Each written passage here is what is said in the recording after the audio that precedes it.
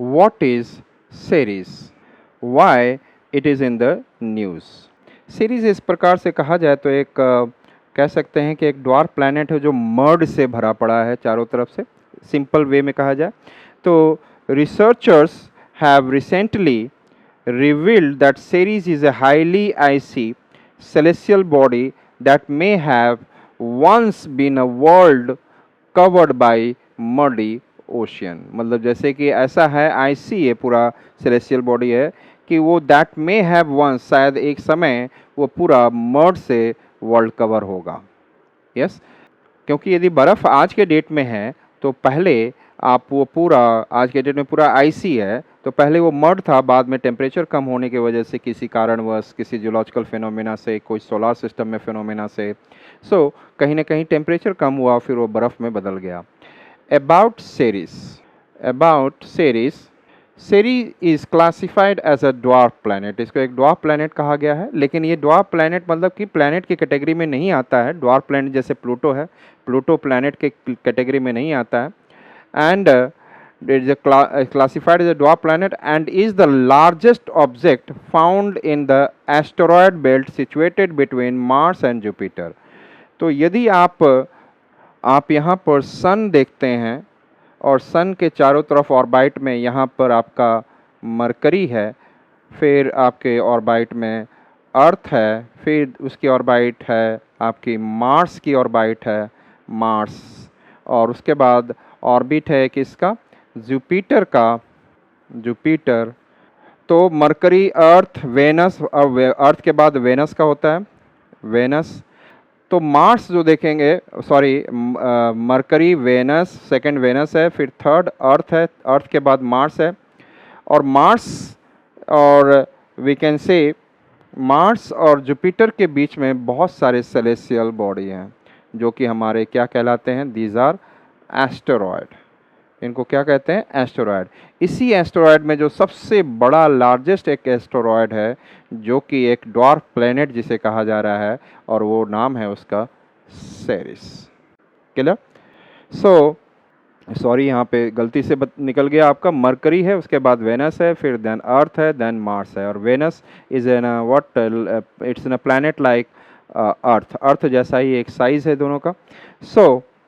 यहाँ देखेंगे it holds the distinction of being the only dwarf planet located within the inner solar system. तो solar system जो हमारा, कि जो प्लूटो है, प्लूटो तक हम जाते हैं तो हमारा सोलार सिस्टम है, लेकिन सोलार प्लूटो के विदिन हमारा जुपिटर है. जुपिटर के बाद आप क्या देखेंगे, after the Jupiter there is an a planet like sun से याद रख सकते हैं, एस से सन, से सैटर्न, यू से यूरेनस, एन से नेपच्यून, फिर प्लूटो है. उन सब के भी अंदर, मैंने सोलार सिस्टम के अंदर एक ऐसा ड्वार्फ प्लैनेट मिल रहा है जिसका नाम है सेरिस. ये याद रखेंगे. Is there any dwarf planet with in the solar system? तो yes, inside the solar system it is Ceres. And it was discovered in 1801 by Giuseppe Piazzi. Ceres was the first object identified in the asteroid belt. यदि asteroid belt में देखा जाए तो सेरिस सबसे बड़ा आपका part है, एस्टेरॉयड है, और ये आपको ड्वार्फ प्लैनेट कहा जा रहा है, और फर्स्ट टाइम यही देखा गया. The name सेरिस is derived from the Roman goddess of agriculture and harvest. तो रोमन गॉडेस जो एग्रीकल्चर एंड हार्वेस्ट थी उनके नाम पे रखा गया है. And it is also the origin of the term serial. Serial word आपने देखा होगा, जो हमारे कोर्स सीरियल और जो हमारे राइस हैं, जो सीरियल्स है, राइस है, वीट हैं, दीज आर द सीरियल्स. और कोर्स सीरियल जो हार्ड सीरियल्स रहेंगे वो हमारे मिलेट्स है, बाजरा, ज्वार, रागी, ये जो.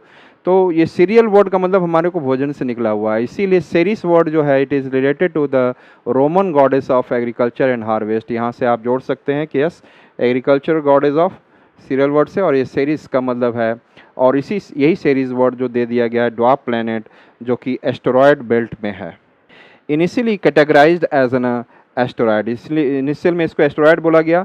सेरिस was reclassified as a dwarf planet in 2006 due to its size and distinct characteristics. और 2006 में ही प्लूटो को भी प्लैनेट के दर्जा से हटाकर ड्वार्फ प्लैनेट बनाया गया था और सीरीज को ड्वार्फ प्लैनेट का दर्जा दिया गया. NASA down spacecraft made history in 2015 by becoming the first mission to explore a dwarf planet. और नासा का जो डॉन स्पेसक्राफ्ट मिशन जो गया हुआ था 2015 में, इसने फर्स्ट मिशन में जो कि एक्सप्लोर किया ड्वार्फ प्लैनेट को. The feature of सेरिस. The सेरिस has a radius of approximately 476 kilometre, मतलब 476 इसका डायमीटर है. और आपका लगभग अर्थ का 12,800 है, 12,800 kilometres around I am saying, which is about 1/13 of the radius of earth. और ये देखा जाए तो लगभग 1/13 of the radius of the earth. और रेडियस ऑफ अर्थ इज़ आपको 6400. हमारे अर्थ का जो रेडियस है 6400 किलोमीटर, इसका डबल कर देंगे तो डायमीटर बन जाएगा.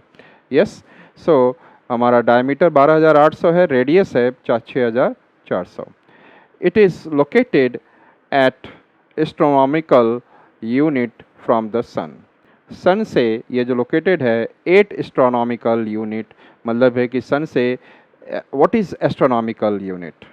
यदि देखा जाए एस्ट्रोनॉमिकल यूनिट जो है, जो अर्थ और सन के बीच की जो दूरी है, the distance between earth and sun is known as 1 astronomical, जिसको लगभग आप 15 CR 15 करोड़ कह सकते हो.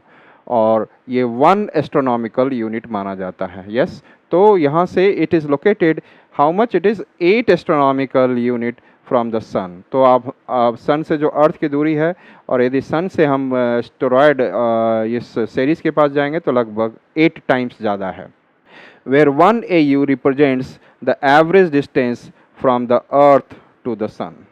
One complete orbit around the sun takes series around 1682 earth days. मतलब कि if it is, यहाँ पर यदि सन है और इसके बाहर अपने ऑर्बिट में यहाँ पे सपोज करिए कि ये अर्थ है, तो अर्थ टेक्स ऑर्बिट लगाने में से 365 डेज लगता है. How much? तो हमारा डेज कितने हैं? 24 आवर्स का.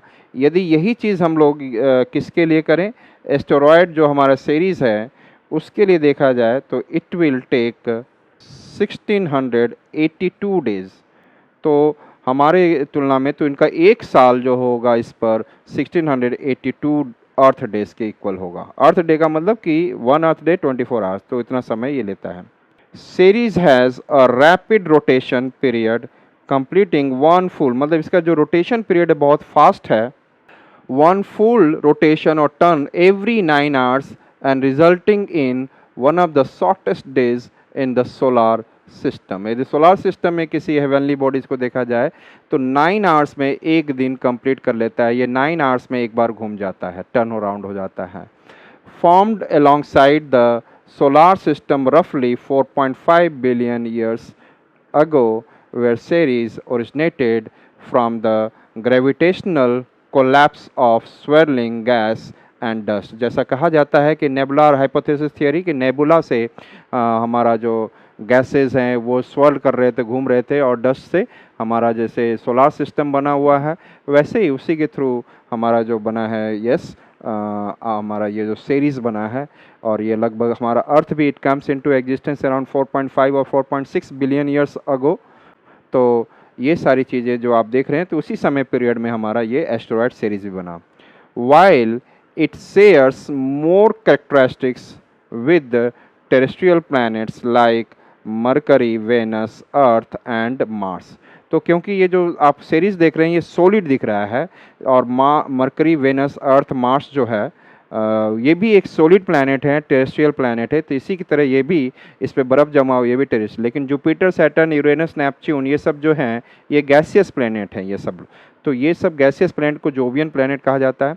तो ये यदि आपको कहा जाएगा कि क्या एक टेरेस्ट्रियल ड्वार्फ प्लैनेट है Ceres, yes it is a terrestrial dwarf planet. Ceres is notably less dense, इसकी डेंसिटी कम है लेकिन फिर भी ये टेरेस्ट्रियल है. It is believed to have a solid core with a mantle comprising mainly of water ice. और इसका कहा जाता है कि सॉलिड कोर बना हुआ है, लेकिन हमारा जैसे लिक्विड कोर है, हमारी जो अर्थ की जो कोर है वो लिक्विड है एंड मॉल्टेन फॉर्म में, लेकिन इसका जो है ये सॉलिड कोर है और आइस का बना हुआ है. While it's crust consist of Rocky and dusty material. इसका रॉक्स जो है बाहर का जो पोर्शन है इसका सीरीज का, ये रॉकी है, डस्टी है, and interspersed with significant salt deposit, और इस पर नमक का भी डिपॉजिट इधर उधर है। What is dwarf planet? अब ड्वार्फ प्लैनेट जानना देखते हैं हम लोग। A dwarf planet is defined as a celestial body, मतलब जो भी स्पेस में बॉडी है, हेवनली बॉडी है या सेलेस्टियल, उसको सेलेस्टियल बॉडी कहा जाएगा। Dwarf planet is a celestial body that orbits the sun and is not classified as a natural satellite. और ऑर्बिट द सन, ये सन को ऑर्बिट करता है और इसे एक मून नहीं कहा जा सकता। सैटेलाइट वो होता है जो प्लैनेट के चारों तरफ मूव करता है। तो पहला तो आपको समझ में आ गया कि सैटेलाइट क्या होता है, जो कि प्लैनेट के चारों तरफ मूव करता है, और प्लैनेट जो होता है वो सन के चारों तरफ। तो यहाँ पे पहली पॉइंट है कि ड्वार्फ प्लैनेट के डिफाइन करने के लिए सबसे ज़्यादा है कि एक सेलेस्टियल बॉडी जो सन के ऑर्बिट करता है, सन के चारों तरफ, जैसे दूसरे प्लैनेट करते हैं, और ये नेचुरल सैटेलाइट नहीं है। For a practical purposes a dwarf planet is smaller than Mercury but larger enough. जो ड्वार्फ प्लैनेट होता है मरकरी से छोटा होता है, लेकिन but it is larger enough for its own gravity to give it a rounded shape. और इतना ये बड़ा है, इतना इसके पास मास है कि इसके मास की वजह से ग्रेविटी, जो गुरुत्वाकर्षण शक्ति खिंचाव है, उस खिंचाव की वजह से इसमें राउंड शेप आ चुका है। इट इज़ एन व्हाट, ये मरकरी से क्या है, it is not larger than, it is smaller than mercury. पहली बात तो ये है, तो वहाँ से ही ये प्लैनेट की क्वालिटी लूज कर रहा है, it is smaller than mercury, but अपनी ग्रेविटी की वजह से चारों तरफ से खिंचाव से ये गोला हो गया। It is in it is forming an a rounded shape. The term was officially recognized by the International Astronomical Union in the August 2006. ये जो term dwarf planet आया, ये 2006 में आया, which designated Pluto, Eris and other similar objects as the first members of this classification. तो इस classification में, dwarf planet की क्लासिफिकेशन में, जैसे पहला आपको प्लूटो बोल दिया गया जो कि हमारा प्लैनेट हुआ करता था, because it is smaller than the mercury, और साथ में अपने ग्रेविटी की वजह से खींचकर ये अब गोला बना हुआ है, तो ये है अपना वो क्या कहा जाता है, it is smaller than mercury but at the same time by gravity it is in the round shape, और राउंड शेप के साथ में वो चारों तरफ घूम भी रहा है। Unlike major planets, dwarf planets lack the mass to clear their orbital path of smaller bodies due to insufficient gravitational force. यदि हम देखें हमारे जितने भी planets हैं, if we'll see, जैसे हमारा ये सन है, जैसे कि हमारा ये सन है, और different planets हमेशा अपने एक fixed orbit में, हमेशा एक फिक्स्ड ऑर्बिट में मूव करते हैं, चाहे वो मरकरी हो, अर्थ हो, मार्स हो, जो मरकरी, वेनस, अर्थ, मार्स, और उसके बाद जुपिटर, सैटर्न, यूरेनस, नेपच्यून। जो बट प्लूटो जो है, ये एक तो मरकरी से छोटा है, it is smaller than mercury, smaller than dwarf planet में सबसे छोटा प्लैनेट आपका मरकरी है, और ड्वार्फ प्लैनेट मरकरी से भी छोटा है, मतलब जितने भी प्लैनेट हैं उनसे छोटा होना चाहिए, पहला, यस। और दूसरा है कि ये अपनी क्या है, ये सन के चारों तरफ मूव करते हैं, इट रिवॉल्व अराउंड सन, तो ड्वार्फ प्लैनेट भी रिवॉल्व अराउंड सन, लेकिन ये छोटा होना चाहिए मरकरी से, तो ड्वार्फ प्लैनेट हो जाएगा रिवॉल्व अराउंड सन। इसके पास ये किसी का सैटेलाइट नहीं है कि किसी और प्लैनेट के चारों तरफ घूम रहा है, बट ये क्या करता है, जब इसकी ग्रेविटी इतनी, मास इसकी इतनी ग्रेविटी नहीं है कि यदि ड्वार्फ प्लैनेट है, dwarf, if Pluto is an dwarf planet, तो इसका मतलब है कि इसके पास इतनी ग्रेविटी नहीं है कि वो सन के खिंचाव के साथ पूरी अपनी एक फिक्स्ड ऑर्बिट घूम सके, वो अपने रास्ता फिक्स नहीं रखता, हर बार वो अपना पाथ चेंज कर देता है। तो ये अपना जो पाथ है वो चेंज कर देता है, अपना पाथ क्या कर देता है, चेंज। इट्स नॉट, जितने भी प्लैनेट्स हैं उनका हर बार ऑर्बिटल पाथ सेम होता है, लेकिन ड्वार्फ प्लैनेट का क्या होता है, ऑर्बिटल पाथ सेम नहीं होता है। साथ ही साथ इनके रास्ते में यदि ड्वार्फ प्लैनेट इज मूविंग, तो इसके रास्ते में यदि कोई और दूसरा पार्टिकल हेवनली बॉडी आ जाता है, तो they are not able to clear it, उसको क्लियर नहीं कर पाते हैं। सो ये this is the thing that we can say कि ड्वार्फ प्लैनेट की करेक्टरिस्टिक है। और इंटरनेशनल एस्ट्रोनॉमिकल यूनियन ने 2006 में 5 ऐसे हेवनली बॉडीज़ को ड्वार्फ प्लैनेट में दिया, जिसमें प्लूटो भी था और एरिस थे और सेरिस, ये जो देखा आपने asteroid. In June 2008, the International Astronomical Union introduced a subcategory known as Plutoids, which refers to dwarf planets located further from the Sun than Neptune. तो जो नेपच्यून, जो further from the sun than Neptune के आगे जो Saturn, you have an what, Saturn, Uranus, Neptune, Neptune के बाद जो है प्लूटो आ जाता है, और प्लूटो के साथ ही यहीं पर एरिस, मैके, ये सारे क्या हैं, कुछ ड्वार्फ प्लैनेट है, तो उनको प्लूटॉइड्स कहा गया है। That is known as plutoids. वो what is plutoids? Plutoids is a dwarf planet which exist after yes Neptune. Except the Ceres, all recognised dwarf planet fall into the category of plutoid. जितने भी, total कितने हैं, how many we have, total 5 we have dwarf planet. उसमें से ही एक जो है वो आपको किसके बीच में एस्टेरॉयड है, जो जुपिटर और मार्स के बीच में, जुपिटर और मार्स के बीच में जो एस्टेरॉयड हैं वो एग्जिस्ट करते हैं, उसमें है। तो ये प्लूटॉइड नहीं है, इसको क्या बोलेंगे, ड्वार्फ प्लैनेट ही केवल बोलेंगे हम।